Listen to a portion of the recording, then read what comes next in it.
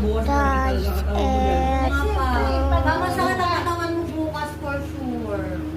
Pero kasi tinatanggal niya kasi yung labig ng katawan mo eh. Matutulog naman siya.